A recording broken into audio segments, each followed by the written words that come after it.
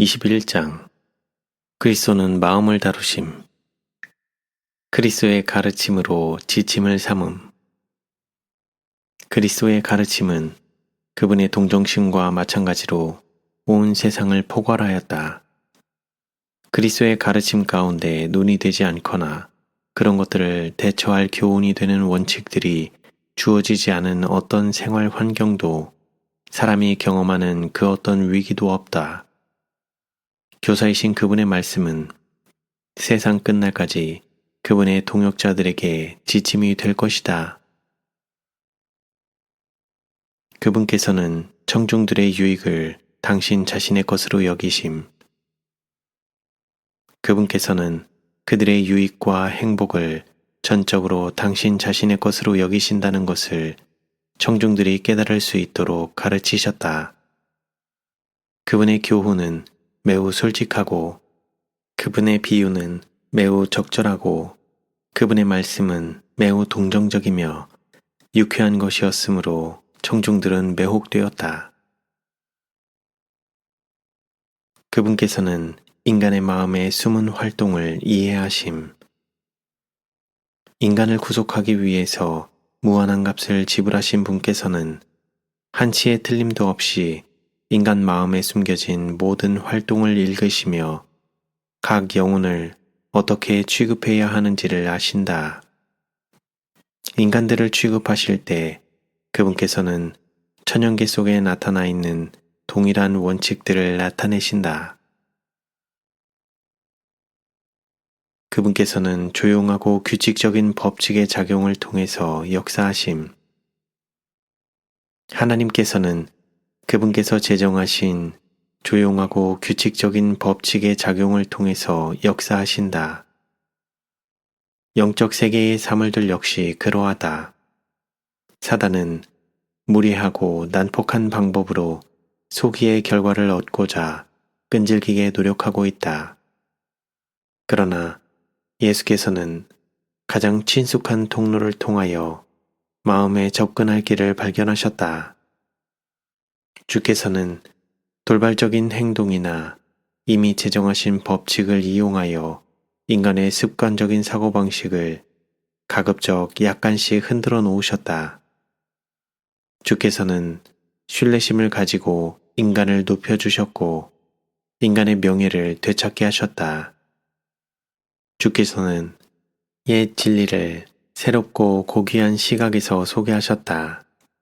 그러므로 불과 12살밖에 안 되셨을 때도 그분은 성전에서 하신 그분의 질문들을 통해서 율법학자들을 깜짝 놀라게 하셨다. 항상 화평에 둘러싸여 계셨음. 그분의 부드러운 동정은 지치고 상한 마음들 위에 치유하는 접촉으로 나타났다.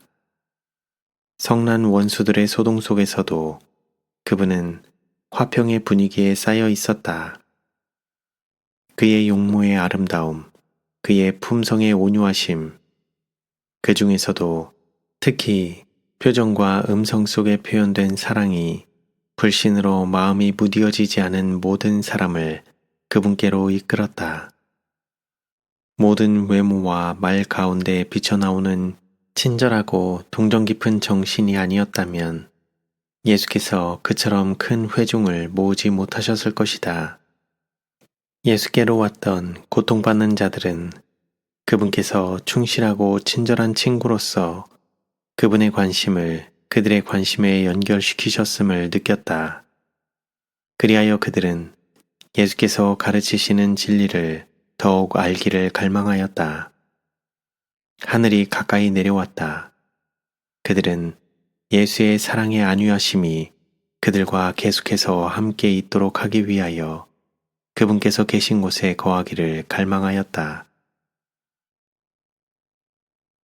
그분의 생애에는 조화가 있었음.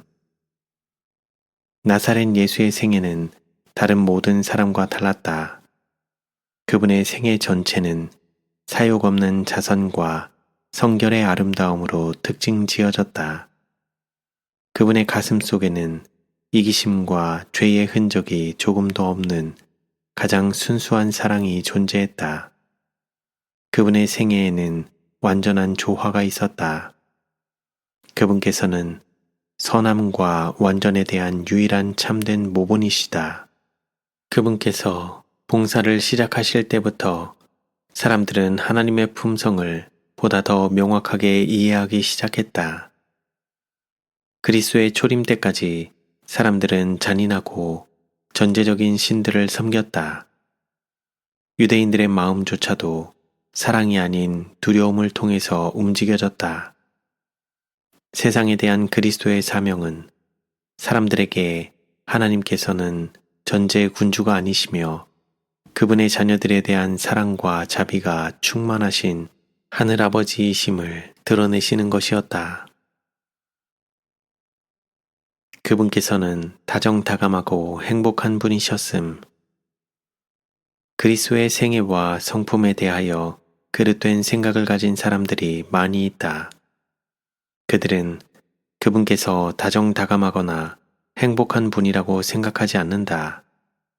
그들은 그분이 냉정하고 사귀기 어렵고 기쁨이 없는 분이라고 생각한다. 그들은 그리스도를 이런 분으로 생각하기 때문에 그들의 생애를 어둡게 만든다. 각 사람은 무한한 가능성을 갖고 있음.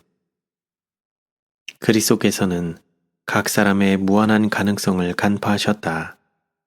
그분은 사람이 당신의 은혜를 통해 하나님의 아름다움으로 변화될 수 있다는 것을 보셨다. 희망을 가지고 사람들을 보신 그리스도는 그 희망을 사람들의 마음에 고취시켜 주셨다. 신뢰를 가지고 사람들을 대하신 그리스도는 그들의 마음에 신뢰감을 넣어주셨다. 그분께서는 사람의 참된 이상을 당신 자신의 생애에서 나타내시고 그 이상에 도달할 수 있다는 희망과 믿음을 사람들의 마음에 일깨워 주셨다. 그리스도 앞에서는 멸시받고 타락한 영혼도 자신들이 여전히 사람이라는 것을 깨닫고 자신이 그리스도의 관심을 받을 만한 가치가 있다는 것을 입증하기를 열망하였다. 거룩한 것들에 대하여는 죽은 듯이 보였던 무감각했던 많은 사람의 마음에 새로운 충동이 일깨워졌다. 절망 상태에 빠졌던 많은 사람에게 새로운 생애를 살 기회가 주어졌다. 그분의 심령은 생명의 샘이었음. 예수께서는 눈물을 흘리셨을 망정 결코 미소는 짓지 않으셨다고 흔히들 말한다. 우리 구주께서는 진실로 슬픔의 사람이셨다. 그분은 슬픔이 무엇인지 아셨다. 왜냐하면 그분은 자신의 마음을 인간의 모든 슬픔을 향하여 여셨기 때문이다. 그분의 생애는 고통과 염려로 그늘져 있었지만 그분의 영은 결코 꺾이지 않았다. 그분의 얼굴은 슬픔과 불평의 모습은 조금도 없었고 평화스러운 평온의 모습을 지니고 있었다. 그분의 마음은 생명의 샘이었으며 어디로 가시든지 그분은 안식과 평화, 환희와 기쁨을 가지고 다니셨다. 그리스도께서는 결코 조급하지 않으셨음. 그리스도께서는 자신의 생애를 통하여 그분의 거룩한 가르침을 실천하셨다. 그분께서는 열성적이었지만 결코 조급하지 않으셨다. 그분께서는 완고함이 없는 언행일치의 태도와 연약함이 없는 자비와 감상주의적인 태도가 없는 친절과 동정을 나타내셨다.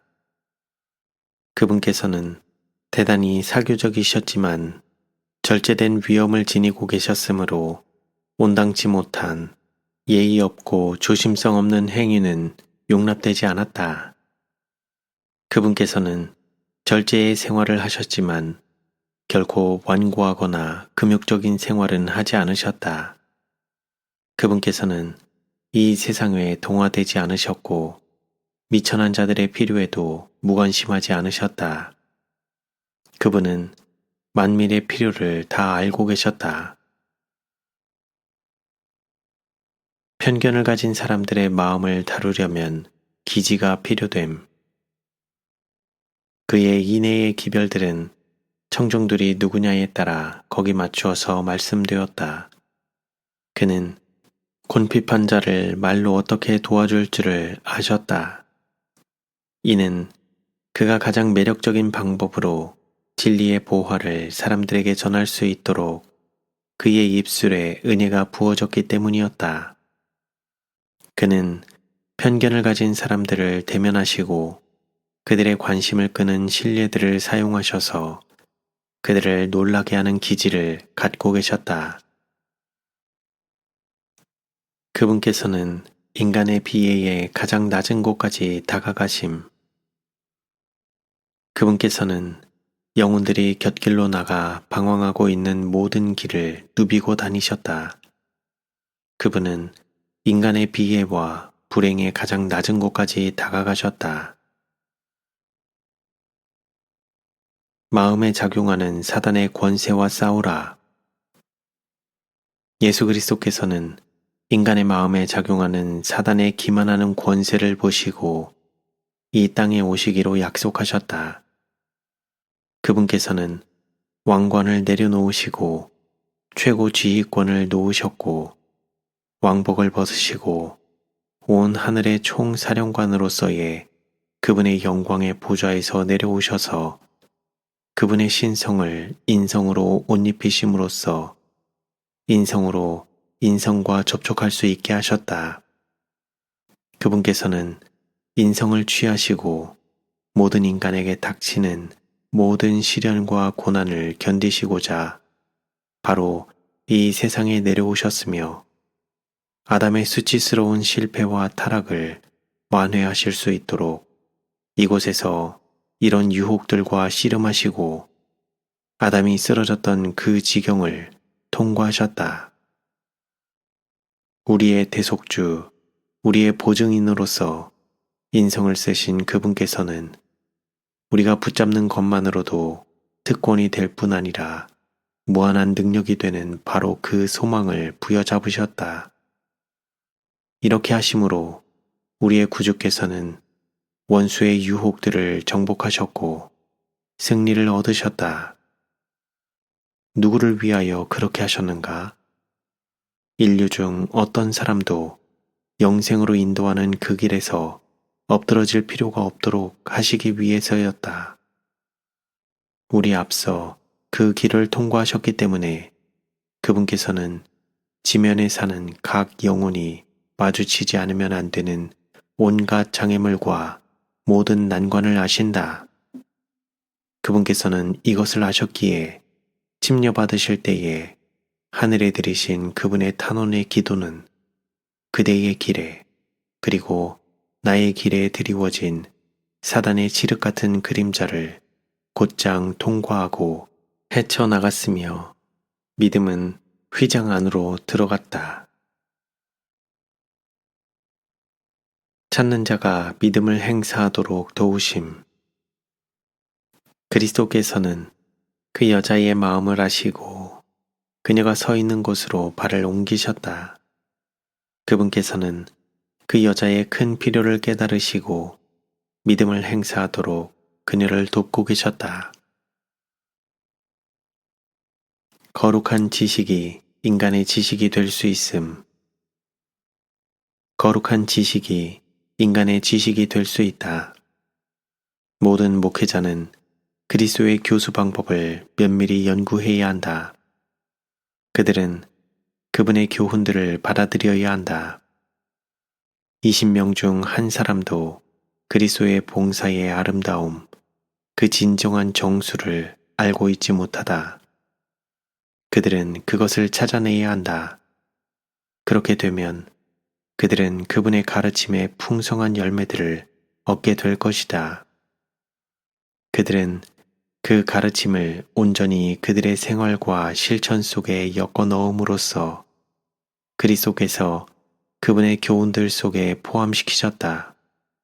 사상들과 원칙들이 그들의 가르침 속에 포함되게 될 것이다. 그 진리는 꽃이 피고 가장 고상한 종류의 열매를 맺을 것이다. 일꾼 자신의 마음도 뜨거워질 것이다. 그렇다. 그것은 그들이 다른 사람들의 마음 속에 주입하는 활기찬 영적인 생명으로 불타오르게 될 것이다. 다양한 마음을 가진 사람들을 만나기 위하여 하나님의 자녀라고 공언하는 모든 사람은 선교사로서 모든 계층의 사람들과 접촉해야 한다는 것을 마음에 새겨야 한다. 고상한 사람과 무례한 사람, 겸손한 사람과 교만한 사람, 믿음 있는 사람과 회의적인 사람, 교육받은 사람과 무식한 사람, 부유한 사람과 가난한 사람 등이 있다. 그처럼 다양한 사람들을 동일하게 다룰 수는 없다. 그렇지만 모든 사람은 친절과 동정을 필요로 한다. 상호 간의 접촉을 통하여 우리의 마음은 연마되고 고상해져야 한다. 우리는 형제로서의 유대 관계를 가지고 서로 의존하고 모두 밀접하게 결속되어 있다. 우리의 정신은 그분의 정신과 하나가 되어야 함. 우리가 우리 자신을 그리스도께 바칠 때에 우리의 마음은 그리스도의 마음과 연합되고 우리의 뜻은 그분의 뜻에 합병되고 우리의 정신은 그분의 정신과 하나가 되고 우리의 생각은 그분에게 사로잡히게 되어 마침내 우리는 그분의 생애를 살게 된다. 이것이 바로 그분의 의의 옷을 입는다는 의미이다. 그리하면 주께서 우리를 보실 때에 무화과 나무 잎으로 엮은 옷이나 죄로 인해 벌거벗고 기형이 된 우리의 몸은 보지 않으시고 여호와의 율법을 온전히 순종하심으로 이루신 당신 자신의 의의 두루마기를 보신다.